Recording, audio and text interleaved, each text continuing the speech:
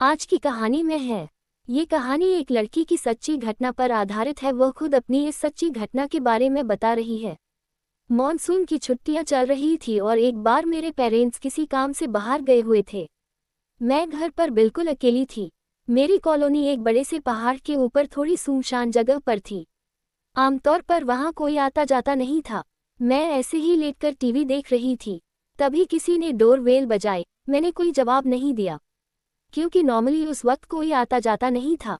Horror story in Hindi. और अगर मेरी फैमिली होती तो खुद ही दरवाजा खोलकर अंदर आ जाती। तो दूसरी बार भी घंटी बजी, लेकिन मैंने फिर भी ध्यान नहीं दिया। पर तीसरी बार वापस मुझे डोरबेल सुनाई दी तो मुझे थोड़ा शक हुआ। मेरे घर के प्रवेश पर एक बड़ा सा लकड़ी का दरवाजा है और चारों तरफ दीवारें हैं, तो इस वजह से बाहर देखने का कोई भी जरिया नहीं है। इसका मतलब बाहर से भी कोई पता नहीं कर सकता था कि हम अंदर हैं भी या नहीं, जब तक हम बहुत जोर से शोर न मचा रहे हों। जब तीसरी बेल बजी तो मैं दरवाजे के पास जाकर खड़ी हो गई।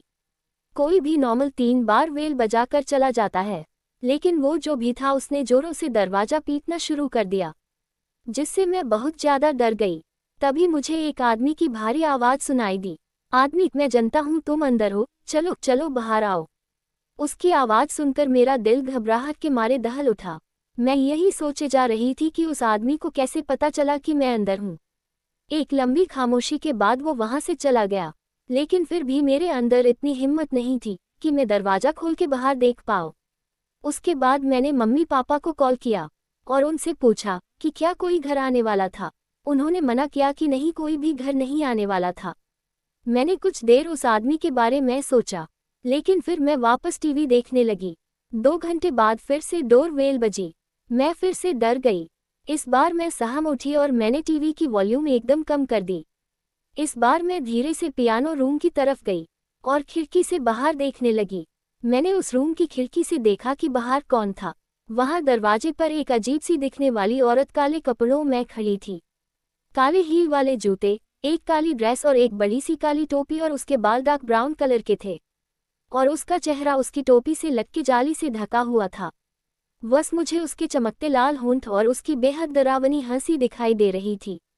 उसके साथ एक लंबा सा आदमी खड़ा था। उसने भी एक काले रंग का सूट पहना हुआ था।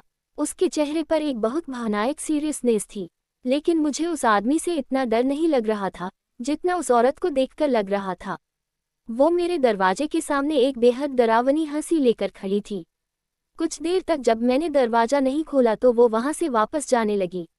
वो आदमी भी उसके पीछे पीछे चला गया। उस रात मैं सो ही नहीं पाई, बल्कि मुझे काफी रातों तक मुझे ऐसा ही लगता रहा जैसे वो मेरे खिड़की के पास खड़ी है और मुझे घूरे जा रही है।